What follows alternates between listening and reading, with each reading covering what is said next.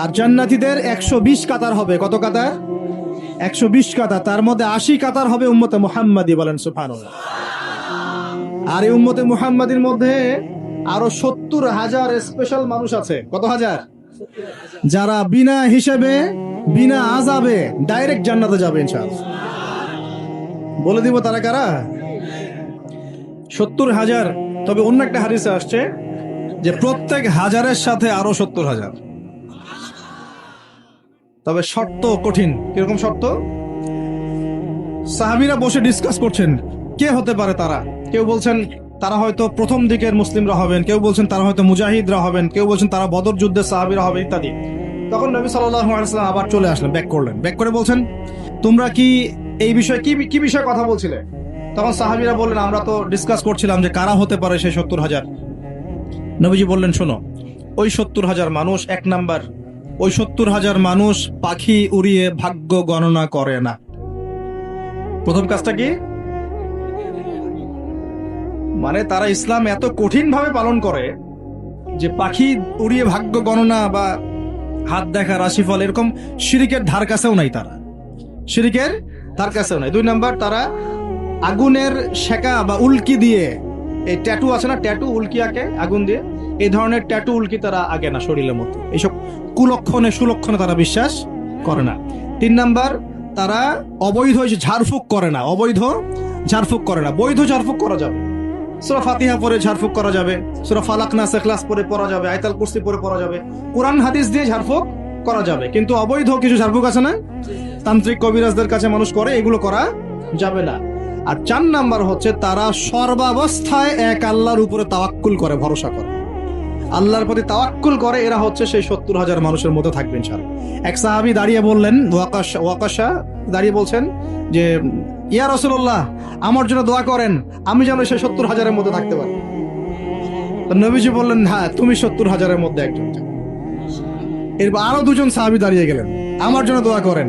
নবীজি বললেন না, ওয়াকাশা অগ্রগামী হয়েছে। এভাবে সবার জন্য দোয়া করতে থাকলে দরজা কি হতো?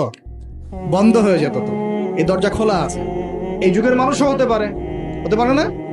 যে ব্যক্তি শিরক করে না, আল্লাহ ভরসা করে, কোন রকম কুলক্ষণে বিশ্বাস করে না, ইসলাম পরিপূর্ণরূপে পালন করে, ইনশাআল্লাহ তাআলা আল্লাহ চাইলে তাদেরকে আল্লাহ পাক 70,000-এর মধ্যে আশ্রয় দিবেন, অংশ দিবেন ইনশাআল্লাহ।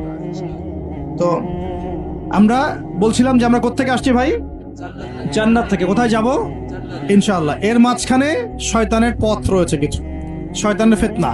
কি ফিতনা? শয়তান চায়, শয়তান কিন্তু ওয়াদা করে আসছে, চ্যালেঞ্জ করে আসছে আল্লাহর কাছে। কি করছে?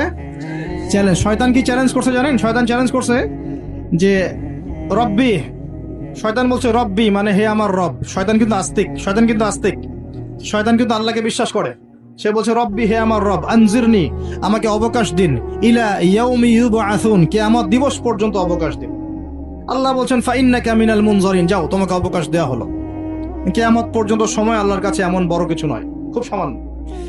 এবার সে বলছে রব্বি ফাবিমা আগওয়াইতানি, হে আল্লাহ, যে আদমের জন্য আজকে আমাকে জান্নাত থেকে বের করে দেয়া হলো সিজদা না করার কারণে, লা আকুদান্না লাহু সিরাতাকাল মুস্তাকিম, ওই আদমকে জাহান্নামে নেয়ার জন্য আমি সরল পথে ওত পেতে বসে থাকবো। বসে থাকে না শয়তান? সুম্মা লাআতিয়ান্না মিন বাইনি আইদিহিম, খুব ভালো করে জায়গাটা বোঝেন প্রিয় ভাইরা। শয়তান চ্যালেঞ্জ করে বলছে সুম্মা, এর পরে আমি আসব আদম সন্তানের সামন থেকে। কোত্থেকে? এই সামন থেকে মানে অর্থ হচ্ছে দুনিয়া, মানে আপনাকে দুনিয়ার সমস্ত ফিতনা এসে প্রলুব্ধ করে রাখবে। কারণ দুনিয়া চোখের সামনে দেখা যায় না, দেখা যায় দুনিয়ার অভাবের ধোঁকা দিবে, বেকারত্বের ধোঁকা দিবে, হতাশা, এইটা সেইটা, স্বামী স্ত্রীর ফিতনা, পরিবারের ফিতনা, সামাজিক ফিতনা, আপনাকে দুনিয়ার এই ফিতনা এসে ব্যস্ত রাখবে, রাখে না? এটা হচ্ছে সামন থেকে আসা। ওয়ামিন খালফিহিম, পিছন থেকে আসবো। পিছন থেকে মানে আপনাকে পরকাল সম্পর্কে হতাশ করে দিবে, এবং পরকাল সম্পর্কে আপনাকে কুধারণা সৃষ্টি করবে, এবং পরকাল সম্পর্কে আপনার মধ্যে একটা গাফিলতি সৃষ্টি করে দিবে যে পরকাল না, পরে দেখা যাবে। হ্যাঁ, পিছনে কি আছে? পরকাল না? পিছনটা পরকাল। তো পরকাল আসবে যখন, তখন দেখা যাবে। হ্যাঁ, বৃদ্ধ হলে তখন তওবা করে নিব, এখনো কি তাড়াহুড়ার কি আছে, পরে দেখা যাবে শেষ বয়সে। এরকম করে আপনাকে ভুলিয়ে ভালিয়ে রাখবে পিছন থেকে।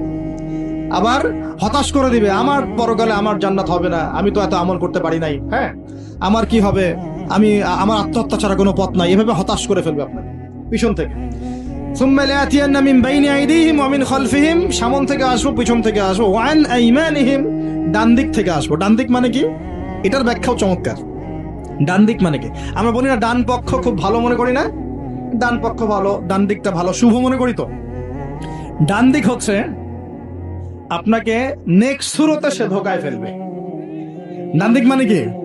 নেক্সট সুরতে ধোকায় ফেলবে। মনে কর ডান দিক মানে ভালো, মানে আপনি নামাজ পড়ছেন কিন্তু নামাজের মধ্যে শিরিক ঢুকাই দিন, মানুষ দেখতেছে ভালো করে নামাজ পড়ে, নামাজ জাকাত দিচ্ছেন, দান সৎকা করছেন, মনের মধ্যে রিয়া ঢুকাই দেবে, ভালো কাজই তো করছে, ঠিক আছে? মানে হ্যাঁ, এটাও ঠিক। ওই যে হালাল প্রেমের দিকে উদ্বুদ্ধ করার চেষ্টা করবে, নেক্সট সুরতে ধোকা, নেক্সট সুরতে। হ্যাঁ, নেক্সট মানে আলেম হয়েছে মানুষ, সবাই একদম বড় বক্তা আলেম সব বলছে, মনের মধ্যে অহংকার, নেক্সট সুরতে ধোকা, ঠিক আছে? বা মনে হচ্ছে যে এক ভাইয়ের গীবত তহমত সমালোচনা করাকে সে দিনের পথে সংগ্রাম মনে করছে, নেক্সট সুরতে ধোকা। হ্যাঁ, এক ভাইয়ের সমালোচনা করা, গীবত করা, তার চরিত্র উদ্ধার করে ফেলা, এটাকে সে মনে করছে যে দিনের জন্যই করছে, ঠিক আছে? নেক্সট সুরতে ধোকা, মানে নেক্সট সুরতে, ডান দিক থেকে মানে কি? নেক্সট সুরতে আপনাকে ধোকায় ফেলে দিবে, ফেলছে না? ফেলছে। কিন্তু এটা কিন্তু ডেঞ্জারাস। এটা কাদের জন্য?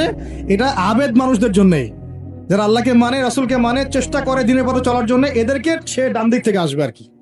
মানে আমাদের ক্ষেত্রে আল্লাহ পাক হেফাজত করুন বলি আমি। আর চতুর্থটা হলো ওয়ান শামাইলিহিম, ওদের বাম দিক থেকে আসবে। এটা কেমন? এটা হচ্ছে ফাসেক জালেম শ্রেণীর মানুষ যারা, তাদের সামনে মদ, জুয়া, জেনা সবকিছু উন্মুক্ত করে দিবে, এগুলোর পিছনে ছোট এক। এইভাবে চতুর্দিক থেকে শয়তান আসবে এবং বলবে, আল্লাহকে বলেছে ওয়ালা তাজিদু আকসারাহুম শাকিরিন, আল্লাহ আপনি বেশিরভাগ আদম সন্তানকেই শুকরগুজার পাবেন না।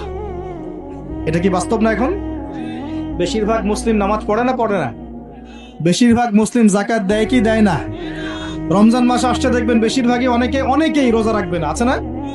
রমজান মাসে মানুষ বেপরদায় চলছে না? রোজা রেখেও মানুষ মাপে কম দিবে না? নামাজ পড়েও সুদ খাচ্ছে না? মানে বেশিরভাগ মানুষ কিন্তু সত্যি সত্যি আল্লাহর পথে নাই। এই পৃথিবী